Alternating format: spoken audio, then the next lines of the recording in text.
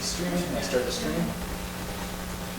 And what we actually do, we actually kind of start it in advance, and you'll see as soon as this is going, hit this, and you'll see what the live is.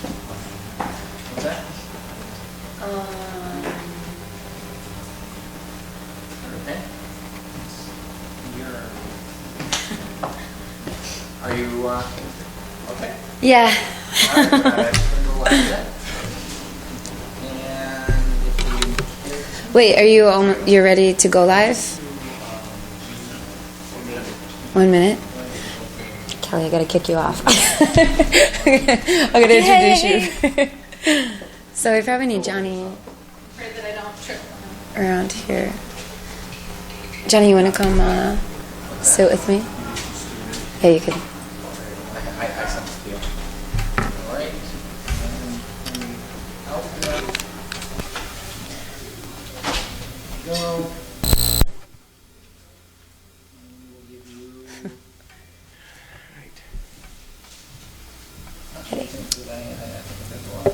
Let me out. Let me out. I'm at the wrong. Hold on a second. Okay. All right. Wait, don't go yet. Don't go yet.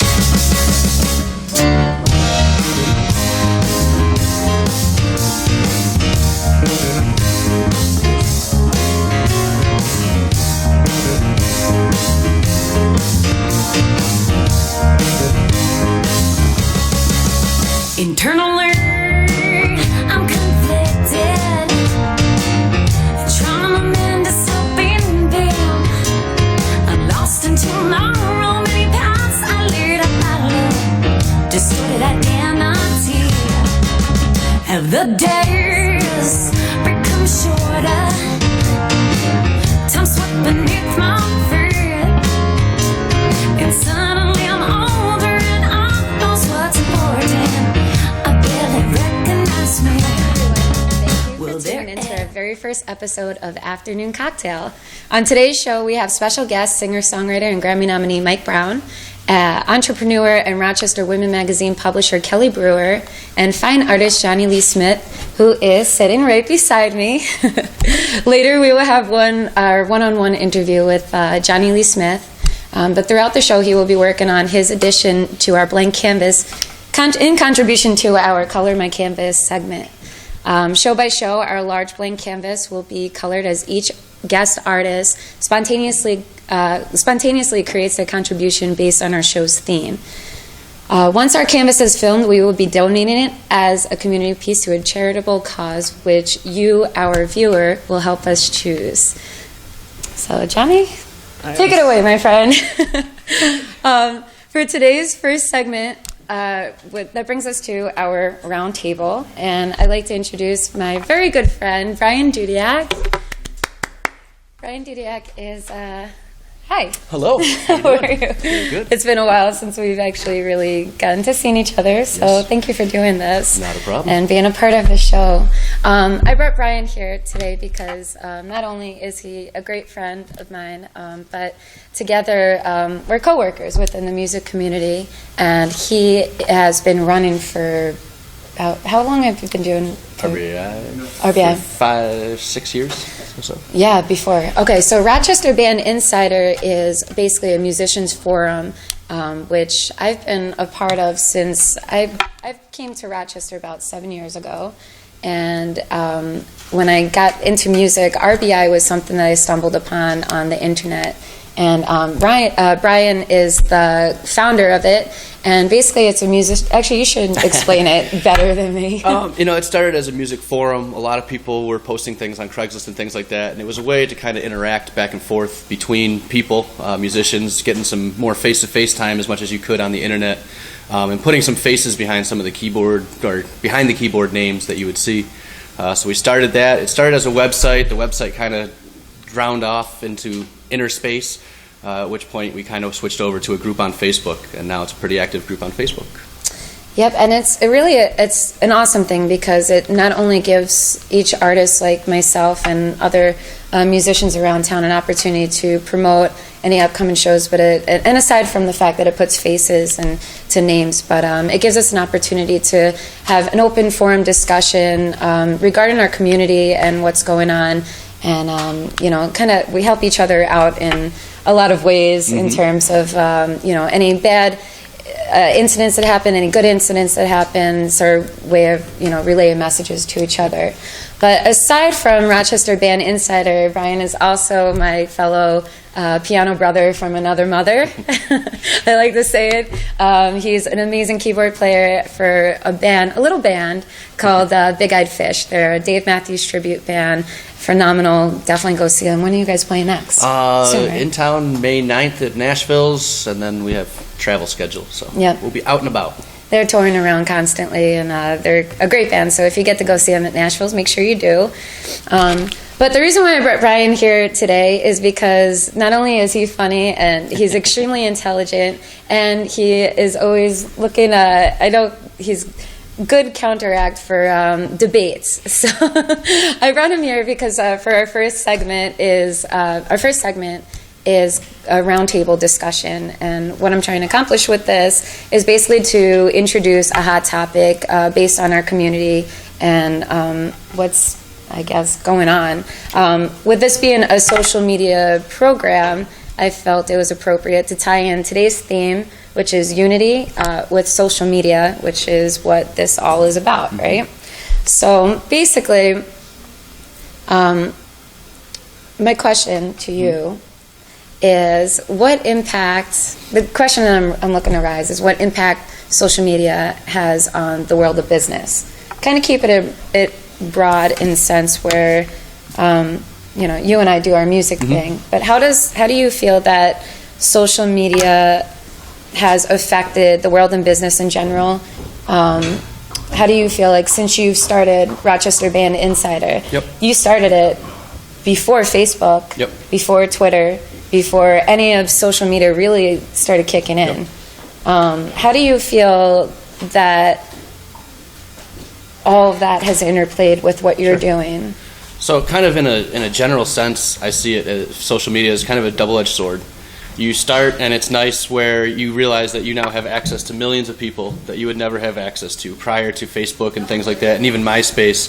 MySpace, I think one of the big downfalls was that they allowed musicians to kind of basically spam people. And so you'd get hundreds and thousands of people that wanted to, check me out, and there was no filter. But along with the ability to kind of check out new and exciting things and reach millions of people comes the idea that so do a million other people that want to do exactly what you're doing. So, kind of back into more the music sense, Justin Bieber was founded from YouTube. Someone said, wow, look at this kid, let's do this, and Mace picked him up, or whoever did, Usher, and, he became Justin Bieber.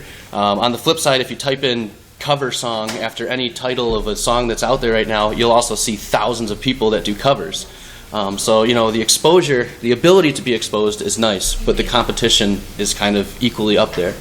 But, even on Facebook, you'll see ads for major companies that you would never expect to see an ad for Facebook. And then right next to that ad, you'll see an ad for a local band that you should be checking out. So, it's like I said, it's a nice double-edged sword that you have the ability to reach millions of people, but so do a lot of other people now have those abilities. Sure.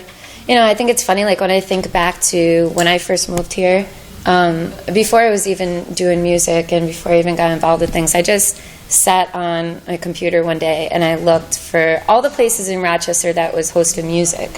And I was trying to figure out, like where can I potentially play gigs? What could I do? And your website was one of the things that came up. And that is what kind of helped me, helped guide me towards those places. So I'm very grateful for that. Thank you.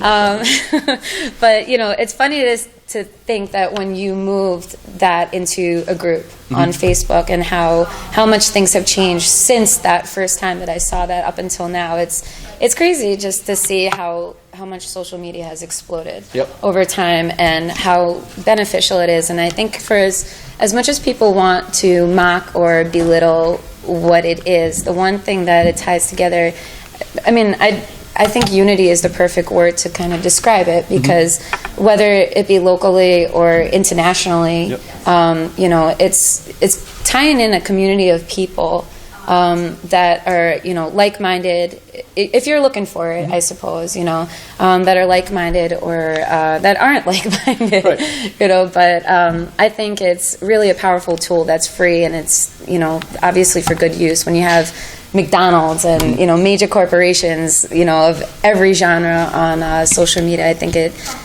labels it, you know. It definitely brings, I mean, it allows you to kind of find people that have a lot of similar interests to you, regardless of what they are. I'm looking back at the artists here, and to me that kind of looks like a tree, at least to start. I don't know if that's what it's going to end up at, but that's kind of how I see it, social media. You know, if you branch out and you can see, okay, for this branch I really like music, so I'm like, you know, I'm sitting there hanging out with musicians, and then on the side I see someone that joins our group that also likes music, but he's a photographer, and so it's like, okay, I can go and talk and pick his brain and see, okay, what's some interests that I have in photography, and you kind of just branch out, and then you can always find people that, you know, you may have started with one similar interest, but that it spans everything from art to music to, you know, film and photography and things like that. So it's a pretty cool avenue for you to be able to really branch out. Sure. And find those other people that have those similar interests. I definitely think as an artist, it's been very beneficial, you know, because I went to school for art originally, and, you know, Johnny Lee Smith, who is painting behind me and who we'll interview later, I've been following his career for the past, you know, 4 or 5 years since I started doing local visionaries work, and I, you know, it's helped me in a lot of ways stay connected with the artist community that I feel in my heart I've been a little out of touch with, you know. So I definitely agree with you on that sense, you know. People, just like with anything that has its pros, it has its cons, and people could, you know, use it to air out whatever negativities they have, you know. But I think if it's used for the right purposes, it's a great way of unifying, you know, a strong community, building a strong community within the community that's already present, hopefully. And I guess the message that I would like to get across with this segment is, you know, just to take advantage of things in a positive light, and to look around what's, you know, take advantage of the opportunity to see what groups are out there, like Rochester Band Insider or any of these other great groups that are on Facebook and beyond. You know, if you're a tweeter or, you know, Instagrammer, there's other various outlets out there for you to take advantage of and to promote your business, but also to be in touch with people that are like-minded and creative and brilliant, you know. Absolutely. So I guess that's, I don't know. Did you have anything else to add? Not really. You summed it up. It's the joys of the internet. It is the joys of the internet, and we're grateful for it, definitely. Yes. Thank you for being here. Thank you very much. It's good to see you. You as well. Love it. Have fun. Let's play piano sometime soon. Yes, all right, guys. Well, that was my good friend Brian Dudiak. Make sure you check him out, again, on Rochester Band Insider. If you're a musician, it's a great forum to keep up with. And if you're not a musician, go check him out. Bring a hot date to one of his shows. If you're a big Dave Matthews Band fan, that's the man to go see. His band is phenomenal. So thank you, Brian Dudiak. Let's see. Next up, for our next segment, our next segment is titled The Biz. And in this segment, I'm going to be interviewing some local entrepreneurs, some very brilliant people. And this woman that I have, this beautiful woman that's sitting behind me off camera right now, Miss Kelly Brewer, I'd like to introduce you to her. She is wonderful. Thank you. Thank you for being here. Thank you. Thank you for having me. Oh, of course. Thank you for being here. She is co-publisher of Rochester Women's Magazine, also founder of Network Rochester, which I'd like to hear more about. I didn't really send that to you. In reading your bio, I learned that about you, about Network Rochester. Can you just tell me a little bit more about that? Network Rochester is what kind of launched the Rochester woman aspect of things. I'm a graphic designer by trade and was working with a printing company and working with the Rochester Amerks. And they wanted me to come up with this whole big proposal. And I went in there for their Hall of Fame area that they were promoting. And they told me to bring in all of my clients. You know, we'll have a great time. be able to watch the Amherst game from behind the scenes while they could network. And at that point, I realized I got 30 new clients out of it. I said, maybe this would be a great idea for me to launch the business. Yay! Ooh, drinks. I like. It's not an afternoon cocktail without an afternoon cocktail. So that started an event end of things where I started having different events in different locations with different clients. The next one that we had was at Brew when it was downtown. It used to be Empire Brewing, and I said, well, why don't we have something here? We had live music, we had cocktails, in a way for a bunch of my different clients to be able to get together. And long story short, that helped launch a very large email database, which now I have there's about 65,000 business professionals in our database. Wow. We have one of the largest email marketing databases in the Rochester area, and then we have Syracuse and the Finger Lakes area as well. So all total, we probably have over 150,000 addresses in our database that we have actually built. We got too large for Constant Contact and Roadrunner and all the other ones that were coming out, and we decided to build our own database. And along with Barb McSpadden, we have been doing that for about 6 years now that I've been working together with her. I actually met my business partner when she hired me to do some email marketing for her husband's business, and I realized she knew how to do the things that I didn't know, the back end. And, okay. So you learned from each other. Yes, we did. And it's very mutually beneficial for us. She has a lot of the strengths that I don't have, and vice versa. And then I went to a meeting to do some design work for a client and ended up coming back and saying, what do you think about doing a magazine? And that's how Rochester Woman Magazine came about. So you proposed the idea of Rochester Women Magazine to Barb. Yes. Why, going to her question, what influenced you to start a women's magazine? Is this something in your past that inspired you? No, or? Actually, the previous owner had Rochester Woman Magazine for about 9 years. And talking with Barb and looking at the community and looking at who my clients were for the events and building that networking base, I realized that most of them were women. And I really enjoyed being able to work with the small to mid-sized businesses, getting to know all these different women. And I knew that we could do a really great job with the magazine, and we had a very different focus than what it previously had. And I lied and told her it would be lots of fun. We're But it is lots of fun, so it's not a lie. It is. It's great. We've had our ups and downs, obviously, as any business does. Yeah. But the incredible women in this community are what really became a huge influence for the both of us. And now it's just, compounded. And then we started Syracuse Woman about a year and a half into Rochester. Okay, yeah, I saw that. Now, you went to Alfred State University? Yep.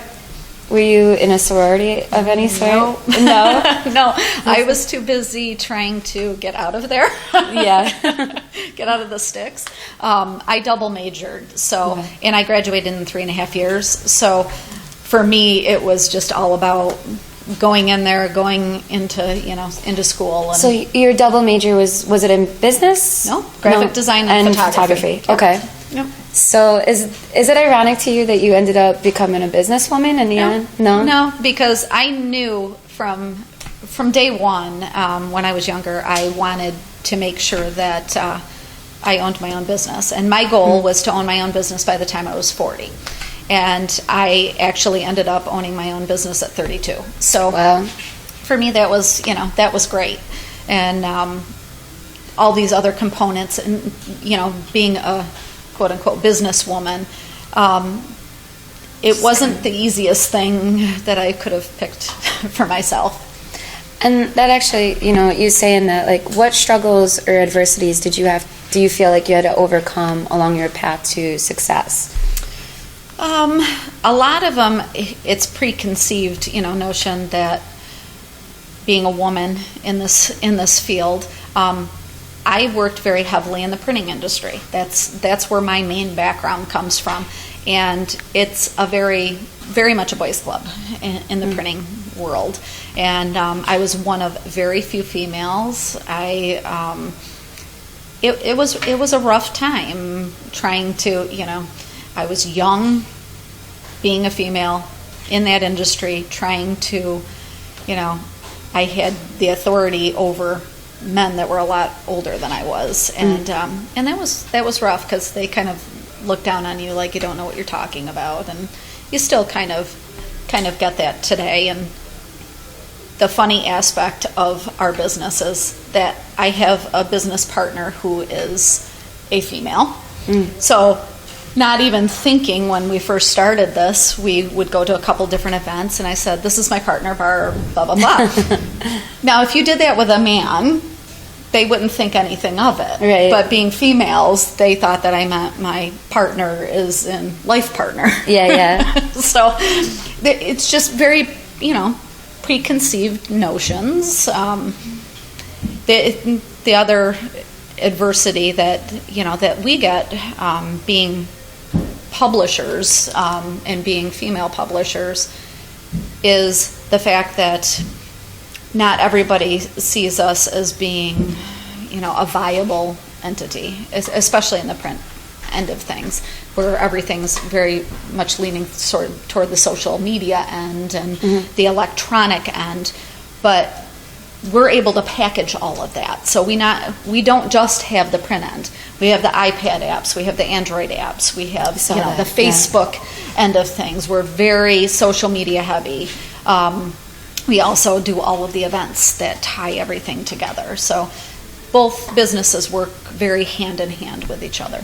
So now with Network Rochester, do you feel that with the emerging of, like with the uprising, I should say, of like Facebook and Twitter, do you feel that that kind of hindered what your original, or do you think it's helped? Nope, it's helped. Oh, good. It's definitely helped. I'm able to get out to a much broader audience and be more active with them, with that audience. I'm able to, promote my sponsors and vendors and things like that through the social media end of it. So I'm very involved with Facebook, both personally and on our Rochester Woman magazine site. So I think it's helped a great deal. The email marketing works great for us because we are able to promote all of our advertisers and promote the events that we do with them. So sure.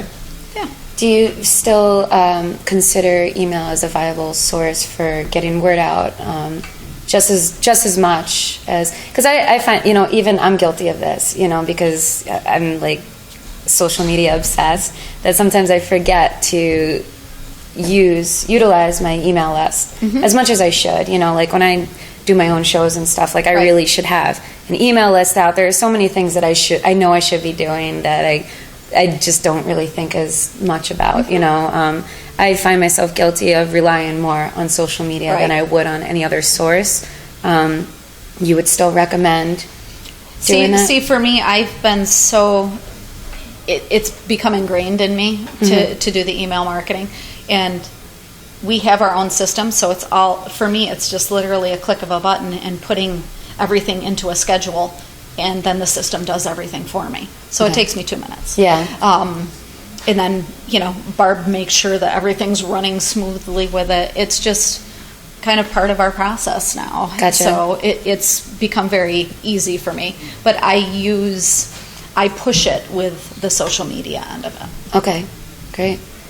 I think the cool thing about social media is that it kind of personalizes who you are as a person, and like I think with everything, like reality TV is a perfect example, where I don't know what our natural obsession as human beings is, but, we tend to want to see people for who they are and, have people be exposed for everything that they are. So, in a lot of ways with what you're doing, I could see where that could be very helpful.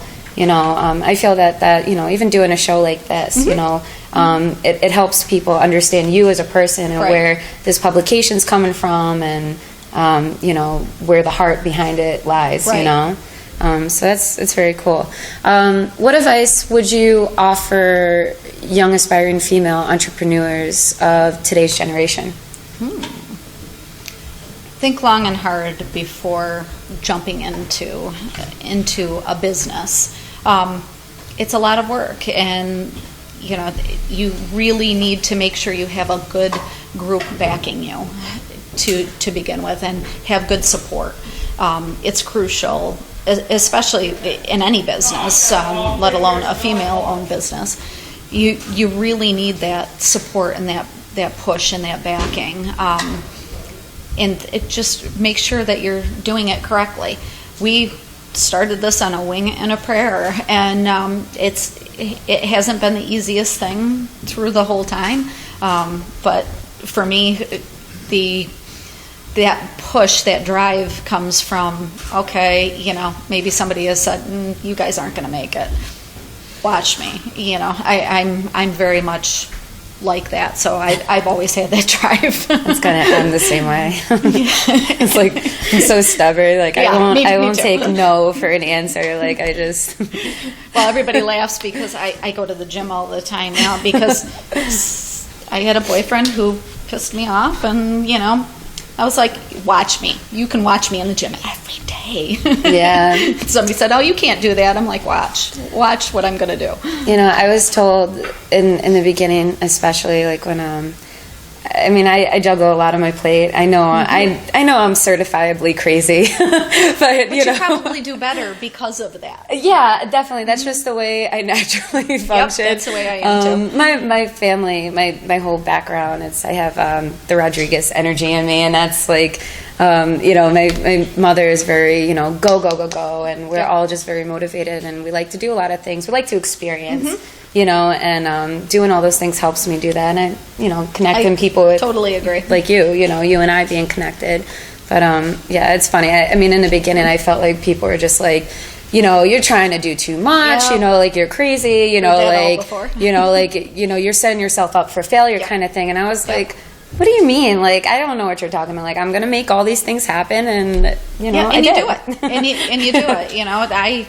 I juggle about 20,000 things at any given time. I have kids. I'm a single mom. I, coach my daughter's softball team. Then I'm, running the businesses over on the other end and expos, and you can make it happen. You just do it. Yeah. You just do it. And I've always had that drive to. I'm going 24/7. I get 4 hours of sleep a night, and I'm still going in the morning. So.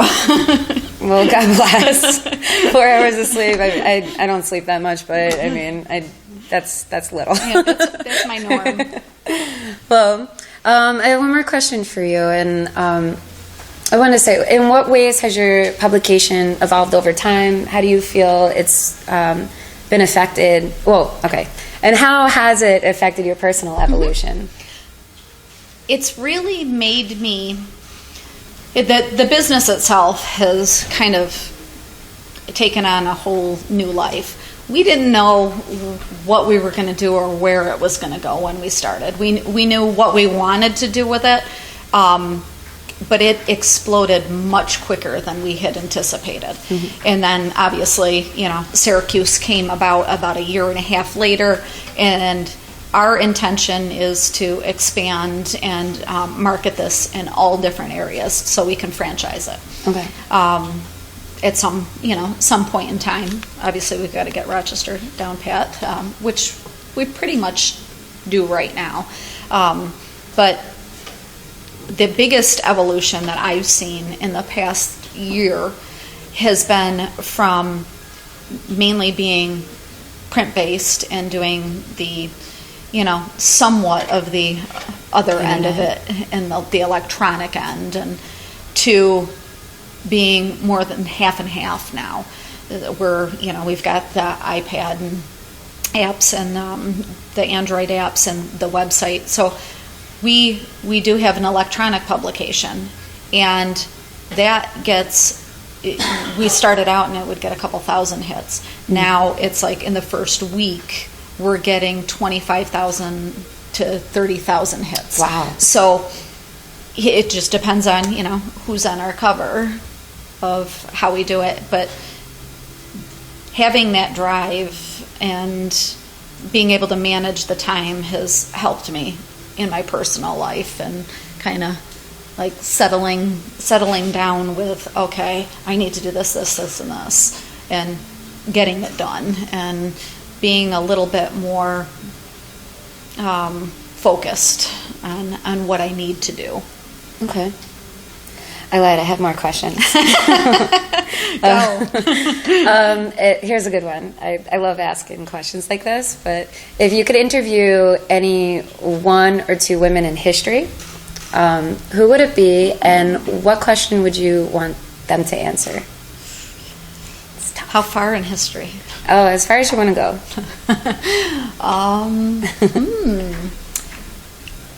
One that's not far back in history.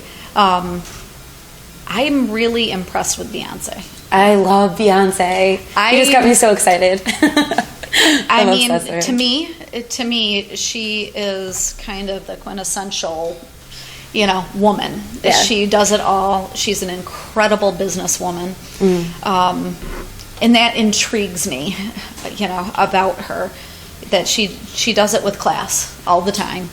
And just very impressive. She's just very inspiring, especially to other younger business women, and even us old ones. She's inspiring for us too. So I would love to I would give anything to sit with her for an hour and pick her brain about how she does it. Yeah. Did you listen to her new album? No, I haven't yet. She amazes me too. Like from a performance perspective, I mean, to me, like I look at her and she's a superstar. Like that is what a superstar is to me. She doesn't need all of the extra No. baloney to make her who she is. Mm-hmm. She's just naturally that Gifted. way. Yes. Very gifted. Which is impressive to me. So Very cool. Well, I like that answer. What is one thing you hope your readers overall understand in subscribing and following your publication? the one thing that I would say is that I hope they get the feel that we are just going full force with Rochester women and how incredibly inspiring all of these women are, and that there's women that you just don't even think about that have just the most amazing stories, and I want our readers to know that we are filled with those every single month, and to when you're subscribing, if you want to take the time and send us a note and tell us about women in the community that are inspiring or have a great story, that we love to be able to hear about all of that. We have a team that sits down and looks over everything. Don't be scared to tell us about all these wonderful women, because that's how we find most of them, is by our readers coming back and telling us. Now, do you have to travel? Do you have to travel frequently to Syracuse to handle the other?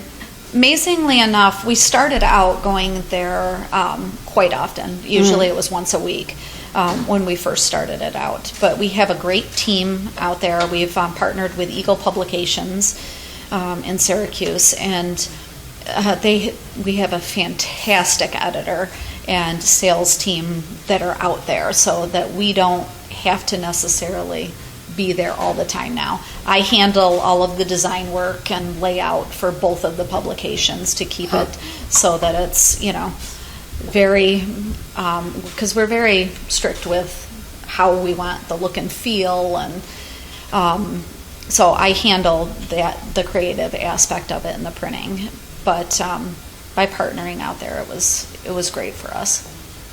Very cool. And then here's my last question. Tying into our theme today. Define what the word unity means to you and how it applies to your business. Unity, to me, means not only being united with our advertisers and our readers, of pulling them all together and all working together. Because if you don't have that unity, and it applies obviously to the business aspect of it, in that you have unity between the electronic media, the print publication, and whatever else we have going on, the website, the expos. So everything's united together. And for me, the biggest thing is obviously being united with our advertisers and our readers and bringing it kind of full circle. Great. Well, before I close out our segment together, thank you so much again for being a part of this and being our Thank you such for an having me. extraordinary first guest. Oh. We do have these amazing cocktails in front of us, which I'm excited. I already tasted a little bit. Sorry, I couldn't help myself. But the purpose for this is, with summer coming along, I figured it would be a nice little addition. Being a social media show, one of the things that is huge right now that I've picked up on, I don't know if you're, I think actually, Rochester Women Magazine is on it. Pinterest? Oh, yes. Yeah, it's pretty huge right now, and I know, It's kind of addicting. it is addicting. I like the quotes personally, but I've noticed that every person that I've known in my life that formerly couldn't fry an egg now thinks they're Betty Crocker or Martha Stewart, and they're crafting these beautiful things and making amazing desserts. So the purpose of this is kind of to introduce to you guys, our viewers, maybe some easy to make martinis, appetizers, something that you could take on in the future to your guests or host at your upcoming occasions. So I don't know what's in this. It looks good. I know there's a lot of muddling of oranges, but I don't have a recipe in it. Gail, what is this called? It smells great. Citrus splash. It's Citrus. It is a citrus splash. Muddled oranges and lemons. Muddled oranges and lemons. fantastic. Clementine vodka. Clementine vodka. Citrus vodka. Citrus vodka. A splash of sour mix. A splash of sour A mix. splash of simple syrup. A splash of simple syrup. Club soda. And club soda. Love club soda. Well, cheers. Thank you very much. I will you. post this for those of you who just have no idea what I just blurted out to you. I will be sure to post all those ingredients and a lovely picture of this cocktail for you later today on Pinterest and on Facebook and Twitter. If you would like to follow me, my web code is pinterest.com/aashleymusic. And if you're a part of our Facebook group for Afternoon Cocktail, I'll be posting that as well. So thank you, Miss Kelly Brewer. Thank you. You're Thank you for wonderful. having me. So Thank nice you to for get my to know you. cocktail. Oh, you're welcome. Thank you. So, well, don't forget your cocktail. I don't know if I was supposed to take it or Oh, not. of course, yeah. It's not exactly on the diet plan. Well, so that was our business segment. We are going to go to this lovely man, right? We have our Color My Canvas segment. Mr. Johnny Lee Smith is making us a beautiful painting, starting off our Color My Canvas. What do we got going on here? Well, I guess The theme was topic, unity. Unity. So coming together, I was bringing like hands, throwing up the leaves, symbolizing like love, unity, family. So and the Love branches coming off, so growth and coming together. Very cool. I love it. It's very, very playful. This is. Well, for Johnny Lee Smith, I had mentioned this earlier. I've been following his career for the past, actually, it's been more than 4 years. I want to say 5 years. We've been in contact on Facebook for a long time. So it's really a pleasure to meet you in person finally, and to witness you in action nonetheless. But Johnny Lee Smith, how would you describe your art to those who've never seen your work before? A lot of my artwork expresses emotion, and I guess with myself, depicting how I feel, using my family as models to help express different types of emotion. And I think a lot with what I'm doing now is just to create messages. And I did a few pieses. One of my strongest pieces is a series that I titled The Struggle Series. So it depicts like a young boy going through a struggle. And a lot of people were able to relate to it. And I feel to have that connection and express a message through my artwork is what I want to do. So cool. More positivity. Did you want to take a break for a second? Come sit with me? I don't know. Could you guys hear him okay? Yeah. Want to make it? Sorry to break your mode, but we want to see this handsome face. Now, one of the things, like going off of what you just said, and how you described, the thing that caught my eye from you with as an artist is your brushstroke, and the first thing I noticed was the emotion that you have through your paintings, and I think that's really conveyed through your textures and your perspective and everything that you have going on. So now, when you paint, you're actually a photographer. Yeah, a lot of photographs I've painted from were my own, so it's able to I can already figure out my composition and things like that. So it's helpful. So sure, that was more over there. It's like a live drawing. Those are more playful. I'm not really focusing so much on detail, and just more, I guess, happier, express unity as quickly as possible. So for your average pieces, I know you like to use people as your subject. Now these are all people that are close to you. Explain your sweatshirt. I know you just did a big show. It was coming together last year. I started out with wanting to paint a portrait of Malcolm X and put him on a shirt, and it was just a lot of people coming together asking, giving ideas. Like my mother, she suggested painting President Obama. So then from there, it just the idea stemmed to continue on, add Martin Luther King, and then leading on to a women's series of just sweatshirts to, I guess, figures of leadership. Black leaders to focus on positive imagery. So that's exactly what I did with that, and a painting series that went along with it, and I guess it went well. Cool. Yeah, I noticed that was at Tajay.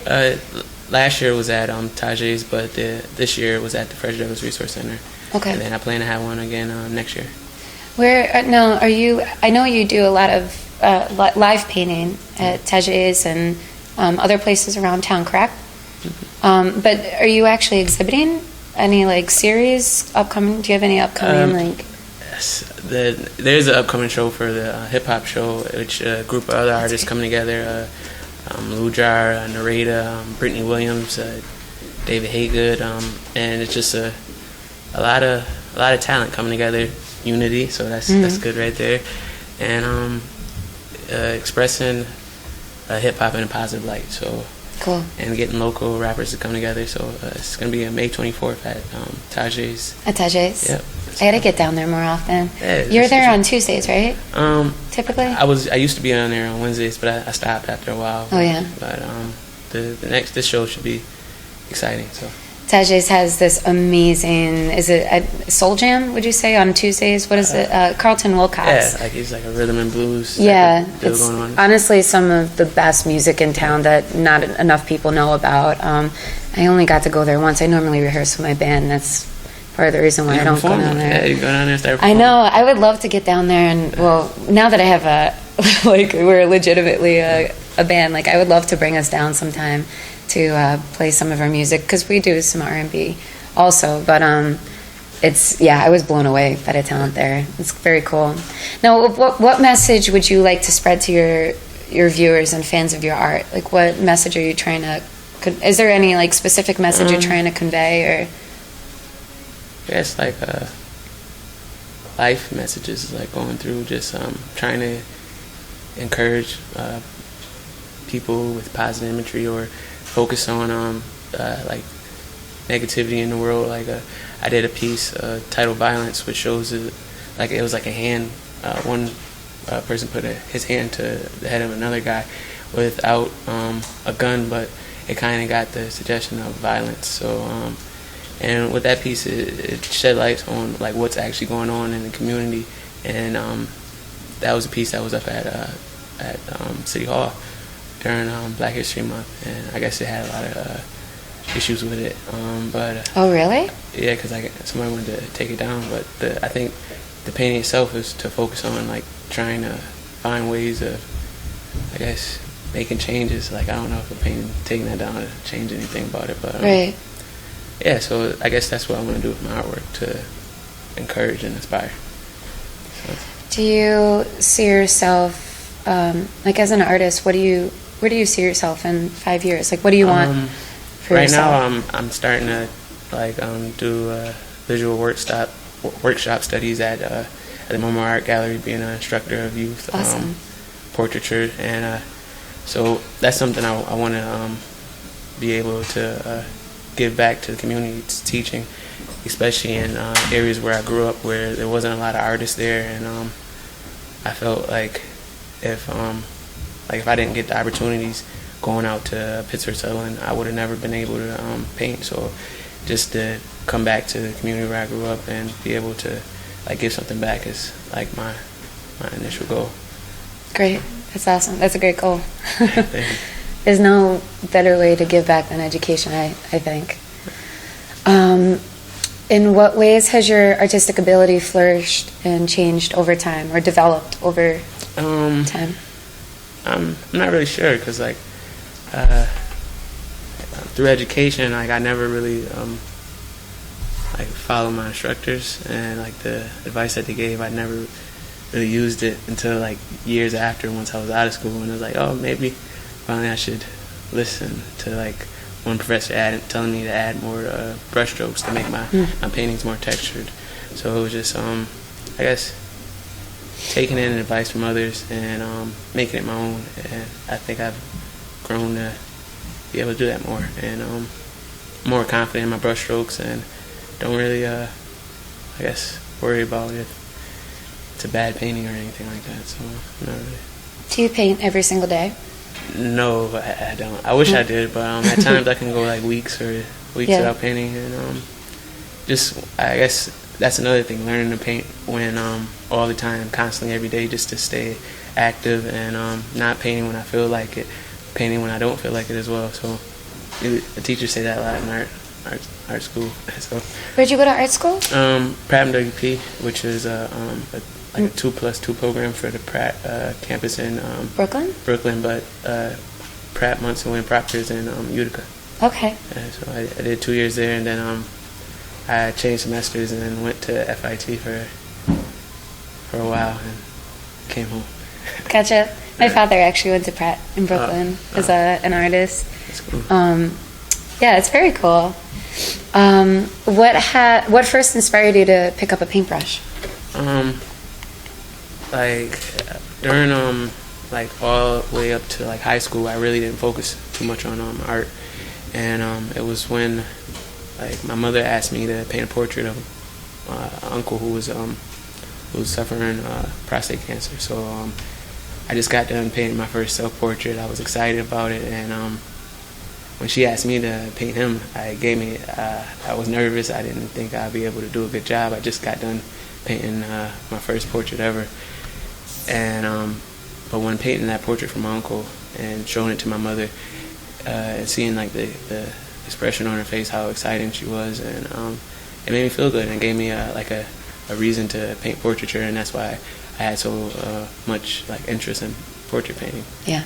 And now going from there, just I guess bettering my craft as a portrait artist, and then add more like I guess like, symbolic messages through artwork, using figures rather than just a straight portrait. Cool. How does art define you?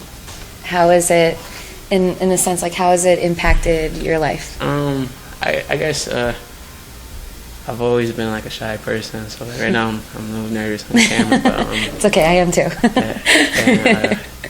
so through my art, I really it's I guess a great way to express myself without actually verbally having to express myself. So, Yeah, yeah, and Cool. people like it, so it's a win-win situation. makes you feel good to get a good response. Yeah. Always. Getting a good response is important as an artist. It's always reassuring to know that something you know could continue following. How do you define success as an artist? Being able to enjoy what I do, and I guess having control over what I do, not having to put so much effort in, like doing a bunch of jobs that I don't feel exciting, and being able to, I guess, have complete control over it. Waking up, working on commission pieces, working on projects, and I guess that defines success, and the amount of pieces that I create that I enjoy creating. So, Great. I got one more question. all right. What does the word unity mean to you, and how does it translate to your world as a working artist? Unity, it goes a long way. It's, I guess, support and supporting one another and being there, especially in times of need.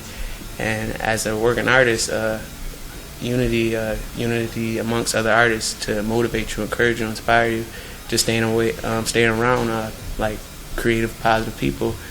That unity helps, I guess, all artists in that community grow.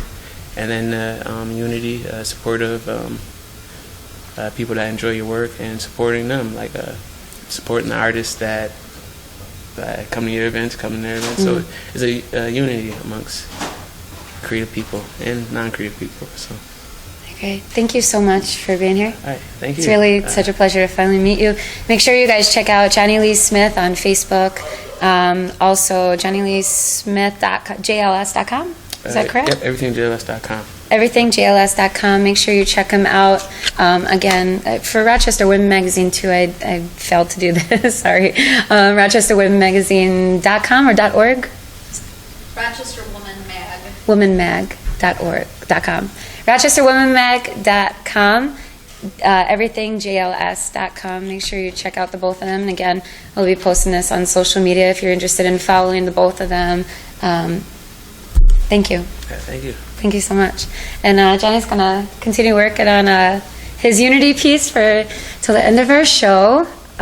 We have one more segment left, and that is my very giftedly talented friend Mike Brown. He's going to play us a few of his. He's a Grammy-nominated singer-songwriter, and we're going to do an interview. But first, he's going to play us one of his original songs, and then we're going to interview him. So we'll be right back.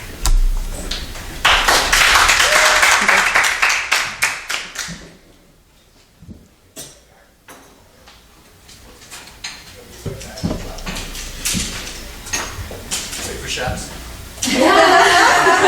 Absolutely. I'm like really nervous.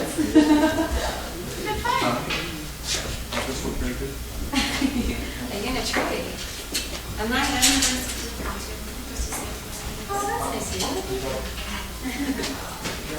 I have to say congratulations. One of the questions you on Facebook. This is my I know we did I was telling her that we did the letter chatter. I'm just gonna do it one time. I'm dying to go out because we're in the taste. Hey.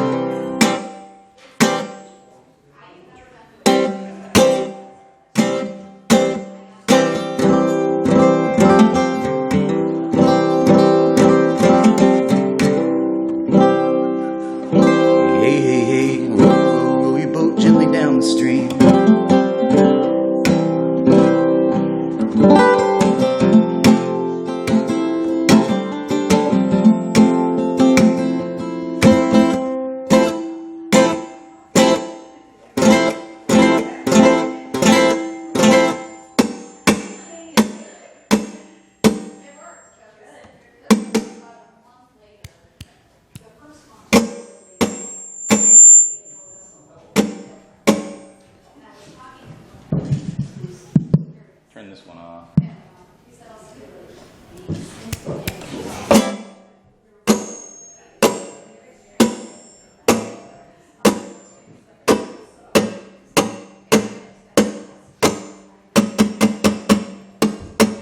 Better.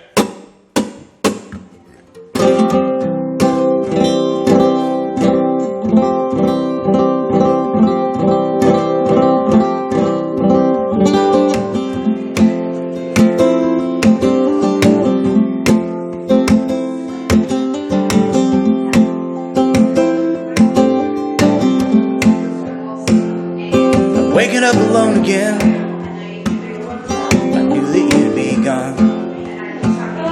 I'm sleeping in my clothes again, 'cause no one tells me wrong. When will you be back, my love? Well, I guess you're just my friend. I keep thinking I should leave, or this'll never end. Sounds good to you, it sounds good to me. Cool. When do you want to? Whenever. Oh, so we can just go? You can do whatever you want to do. Oh, all right. You said turn around to you, so we're good. Oh, I didn't know if we're going right now or not. Yeah, we're good. Okay, cool.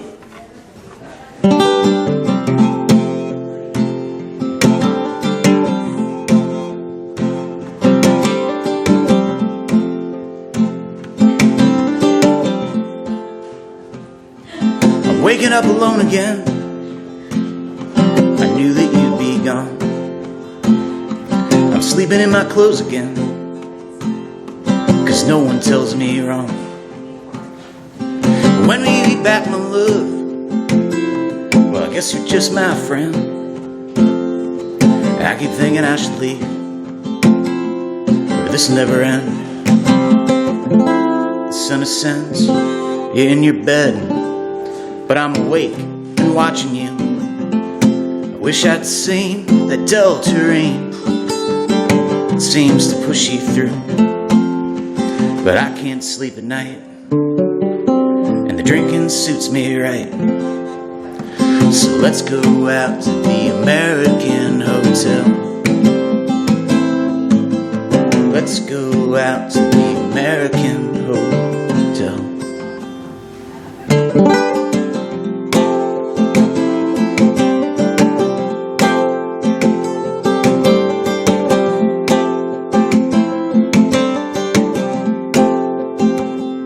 I left you off a week ago with a bouquet of pride, but when I stepped back in again, you know, I found they had died. So I'll drink at home all winter long, 'cause the bars are just too far. But summer's almost here again, and I know just where you are. The sun ascends, you're in your bed, but I'm awake and watching you. I wish I'd seen that dull terrain. It seems to push you through. The doctor said it was in your head. Well, honey, but that won't comfort you. Feel that I can't sleep at night, and the drinking suits me right. So let's go out to the American Hotel. Let's go out to the American Hotel. Let's go out to the American Hotel. Yeah, let's go out to the American Hotel.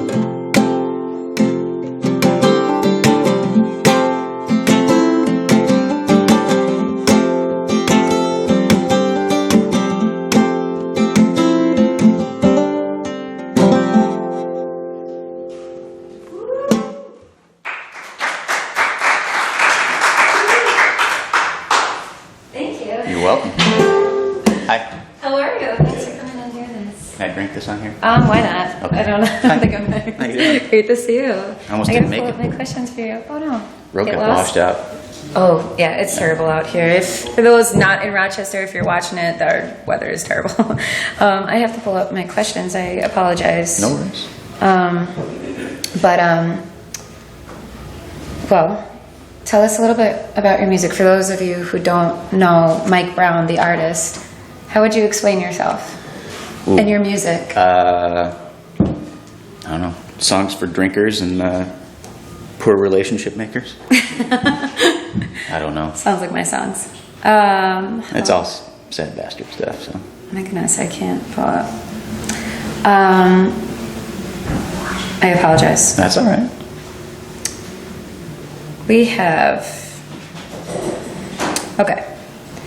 Who inspired you to begin writing and to continue to push your career in songwriting? Good question. Originally, I mean, probably all the people that are on my last record. I wrote like a wish list of people. Long story short, I wrote a wish list of people when I was 21, and basically drove around the country, made a record in all 50 states, but drove to the lower 48, and lived in my van for 6 years, and just got a bunch of my heroes to play on one record, and a lot of those people ended up being friends and peers and whatnot, so that's probably why I've stuck with it as long as I have, because it's definitely not for the money or anything like that. But, You've been touring since you were 14, you told me, right? I've been playing I've been playing shows since I was 13. I've been pretty much doing this full time since I was 17, and I'm 33, so a while. It's a long time. Now, in all your travels, where would you say is the one place that you could continuously go back to, or that you felt you had a very warm response from, or was there any one place that you felt that? There's an ebb and flow to what's good for live music. I find, the West Coast is usually pretty good for me. Oregon's good right now, but Colorado's been good for me from time to time. Oklahoma, Muskogee of all places, one of my favorite towns. I mean, it's, anywhere you go, it's about people and, music fans and things like that. And that changes every couple of years. So, I don't know. There's things I like about all 50 states. Yeah. So it's hard to pick any one place. They're all interesting. What would you say your favorite part about being a musician is? Sleeping in late. No. I don't know. I don't know. I mean, I think it's the same as bar culture. I like the nighttime. I like the liquor lights. I like the things that happen. From sundown on is to me more interesting. Mm-hmm. Like you get to see some more interesting humanity during those hours. So. Do you find yourself to be more creatively thriving in the evening? Absolutely. Yeah, me too. Yeah, I can't write during the day. From a recording end of things, even with the studio, I mean, there's a few people that I've worked with a few people that like to start early, but in general, I don't think at least for my end of the arts, like nothing good happens before 2, 3 o'clock in the afternoon. And that being said, even much later than that, I think the best stuff happens very late at night. So, yeah. Do you ever dream of songs? Yeah. Yeah. I keep a notebook next to my bed usually, so I have a lot of. I'll wake up and I'll have something going on, and then it'll fade. So I try and get it down quickly. But once in a while I've written a few sleeping songs. Sometimes I dream of songs, and then I'll go to write them and I'll be like, "This and makes no sense. Yeah. This is definitely not as good as I dreamed." Yeah, I've had a few dreams that are, like, "Oh, this is a great song." You wake up and like, it's really not that great. I like that. And all your experiences with touring. Now you've toured with the Cranberries, correct? I toured the Counting Crows. The Counting Crows? Counting Crows, and that was during a tour with them. They were on some of those dates, yeah. But I toured with lots of people. I'm sorry. What was one of your fondest memories from touring with the bands? Touring with them? With them specifically, or touring in general? Or both. I mean, did you have, I guess, touring in general, what would you say is one of your fondest memories? Favorites? Probably my favorite shows that I've ever done. I did a bunch of shows with Garth Hudson from the band. That was cool, because it was, at the time I had a 13-piece band, which was ridiculous. And we played an hour of my stuff with Garth playing with us, and then we did 45 minutes of band songs with Garth, which was awesome. So to me, that was the best. The best worst show we ever had, we played at the Sundance Film Festival, and it was terrible. Like we to the point where the drummer that I had at the time he didn't know band songs at all. He's a rock and roll drummer. So you can't fault him for it. But to the point where the drummer walked off stage and I ended up trying to drunkenly play like Levon Helm drum parts on band songs. So the show was terrible, and most of my band was super upset. But I had a blast because I was playing band songs on drums. Yeah. Garth didn't care. Garth's played thousands of shows, so he was over it. But I don't know. I like train wreck shows in general. I think they're fun. Definitely keeps it interesting, Yeah. I'm sure. What would you say is like the most catastrophic moment in your whole musical career? Like, was there any point where you felt like things were just falling apart, or yeah? I have lots of those stories.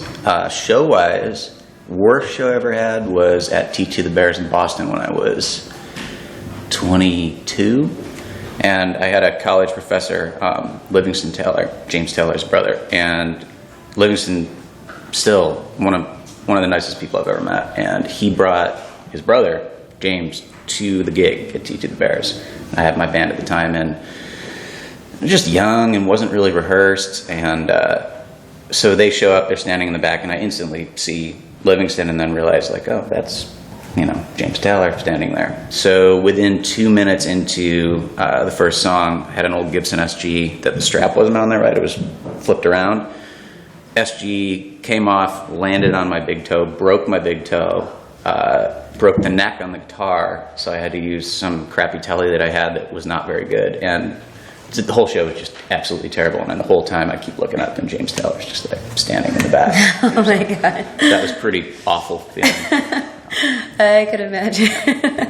Wow. Well, what about, okay, so describe your whole Grammy nomination to us. I mean, this is a huge moment in your life, right? Yeah. Describe, like, when you got that phone call, what you I thought it was felt. a joke.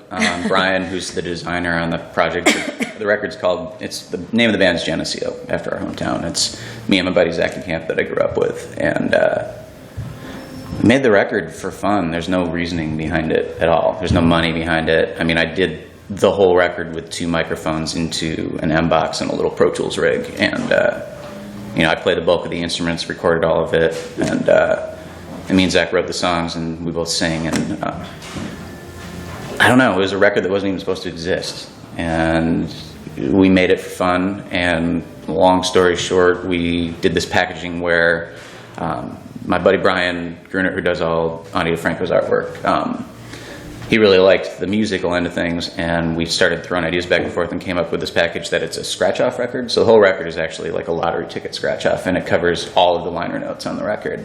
And it reads like a poem. Brian came up with this poem, basically. So it takes little sections of all the lyrics, all the liner notes, whatever, and there's a poem going through it. And I took that poem, made an 11th song out of that. That 11th song Brian took and made a website out of. So basically, music makes art, makes music, makes another piece of art. And he submitted it for the Grammy thing. He's been nominated for 6, and he's won 2. Wow. So he submitted it. Not a chance in hell that we would ever get nominated, and we did. He called me, and he'd been drinking, and I thought he was fucking with me, honestly.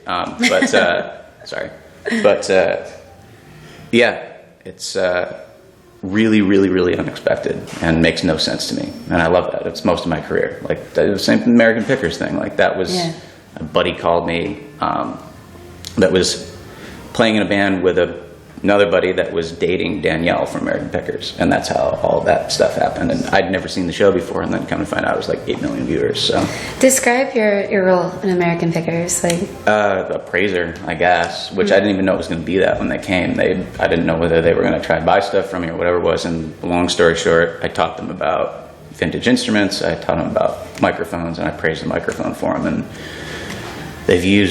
they filmed from, I mean, it's one day, and they filmed 12 hours, 9 in the morning, 9 at night, and they've since used footage from that in, like, I think 5 episodes or something like that. So that's so cool. Yeah, and I never know when it's going to happen. An American Picker? This is 1926 Gibson L1, and I got this Boulder, Colorado.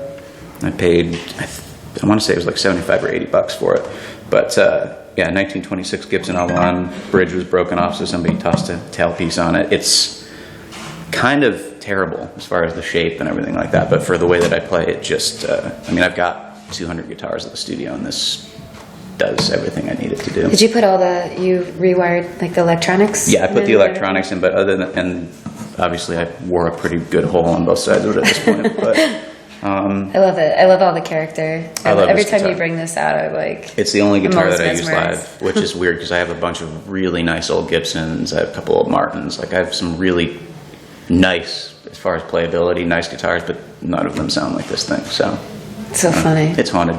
So Yeah. it's the only one I You turn feel with. like you're one with that instrument. I'm stuck with it, or it's stuck with me. With stuff like, I mean, with any instrument, with anything, any physical object, you're a caretaker. But I'm glad that I get to take care of it for a little bit. What advice would you give to any upcoming songwriters, people that are interested in touring? I mean, Don't do it. Don't- Unless you have That's to. not good advice. No, back to Livingston Taylor, honestly, like at 17, when Livingston Taylor was a professor of mine, one of the things he opened with in this class I took with him was a performance class. And he said, if you can do anything else and be happy, do that. And if you can't, then play music. And I think that's the best advice. And I remember being pissed off when I was 17, like, what is this guy talking about? Like, you know, kind of offended by it. And honestly, it's a tough business. You know, if you're not in it for artistic reasons or emotional reasons, or you have to do it, you have a compulsion to do it and you're stuck with it, then do something else. But I'm stuck with it. I have to do it. It's what I do. That's what you are. Yeah.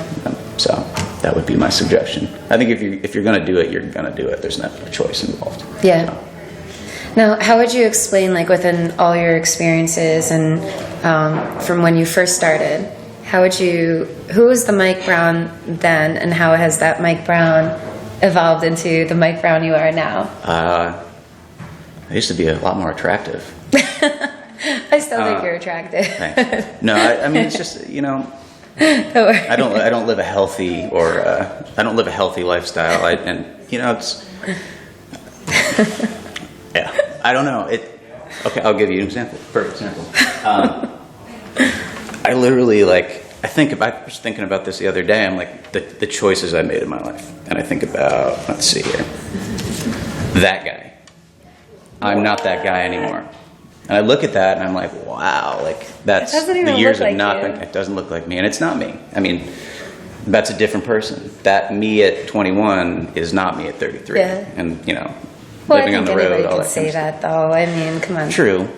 But I've seen a lot of humanity. Like, I mean, the best and worst things that I've experienced are kind of one and the same. I mean, I lived on 6 in Los Angeles in downtown LA, and it's the edge of Skid Row. And anything I have going on in my life pales in comparison to, you know, largest homeless population in America. And I would look out over, you know, Fifth Story, walk up, and you'd watch humanity every single day, because it's literally like, it's legal to sleep on the sidewalks in downtown LA. As soon as the business is closed, you can sleep. So on a clear night, which is rare in downtown LA, as far as the eye can see, it's tents and boxes and people sleeping on the sidewalk. And it's things like that all over. I mean, living in my van, like seeing humanity in different cities and different places, like I don't know, it changes you, I think, a little bit, puts things in perspective. But would you have done it any different? No.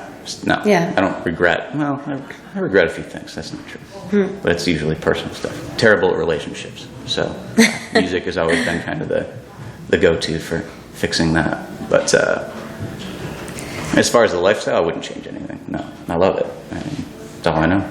How long have you been playing guitar altogether? Since I was 13, so 20 years.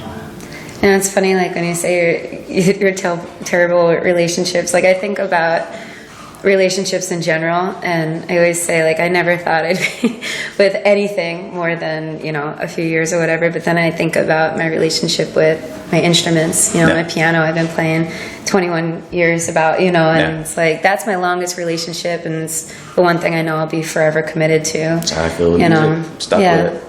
You know, Love so of all bad relationships, you have one constant, you know, and that's not a bad thing. I agree with that. You know, some people don't have it, even that. That's, you know, sadly true. Yeah, it is. No, I'd be completely lost without it. Which I think is that's the compulsion and the fear, is like not having it sounds terrifying to me. The idea of not playing music sounds awful. I mean, you know, I shouldn't play music. I mean, I have a metal plate right there, I have a screw right there, so these don't work.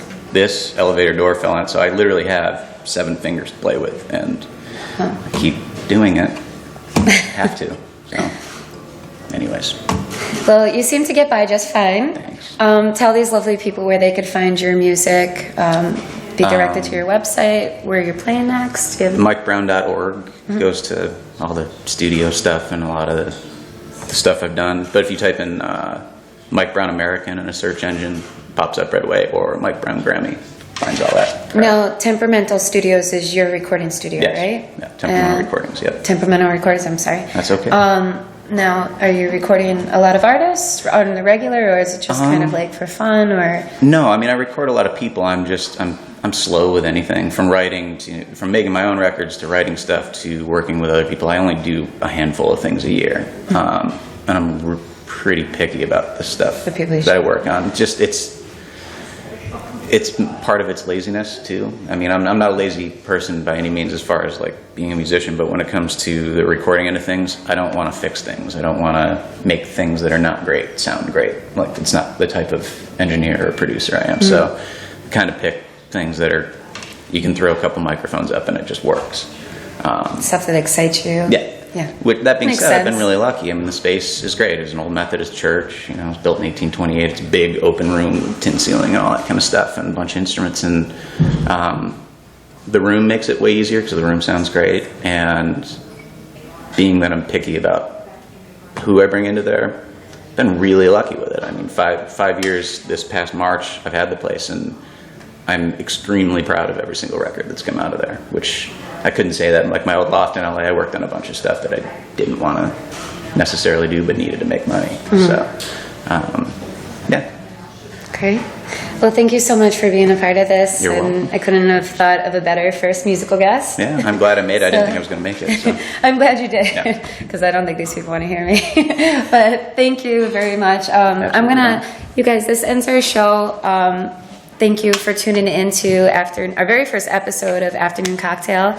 We're going to end our show with Mike Brown with one more of his original songs. Be sure to check out all the artists that were on our show today. We thank you, a very special thank you to Kelly Brewer, Johnny Lee Smith, and of course Mike Brown, Brian Dudiak. Thank you so much. We will see you next month. Thank you. All right. All right, so I need a vote. Do I do Sad Bastard song or Happy song? Happy song? Do happy. How you feel? Sad Bastard? Ooh. Well, I'm not in a terrible mood. I'm a little hungover, but Happy Bastard? All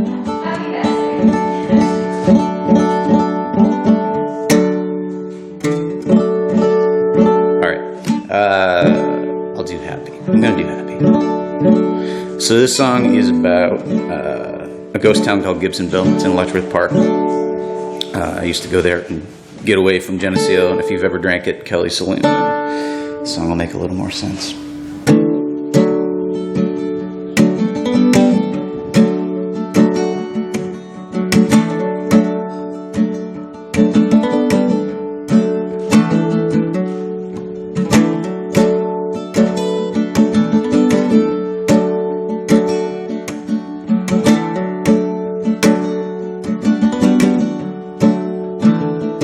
This town grows too quickly, while the others die slow.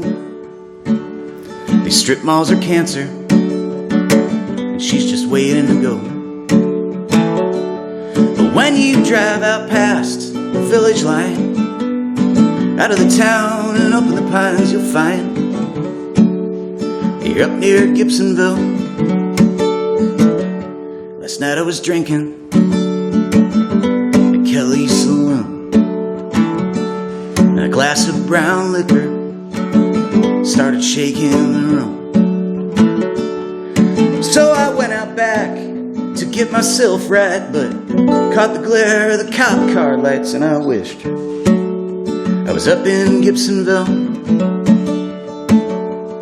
And I wish I was up in Gibsonville. Said a lot of things that I wish I could make clear, but did a lot of things that just won't keep me here. I really wish I along. Well, I never know what's right until I know it's gone.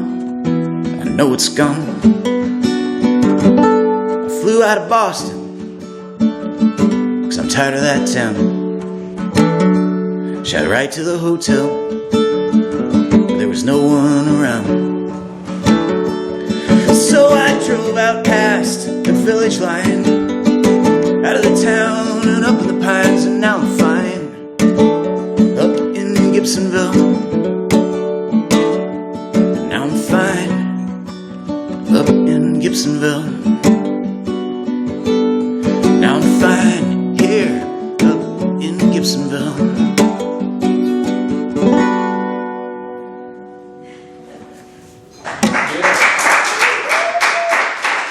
Thank you. Tip your bartender.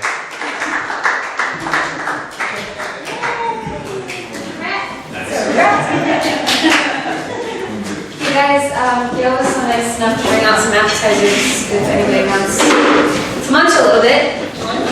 Thank you for being here. It was fun.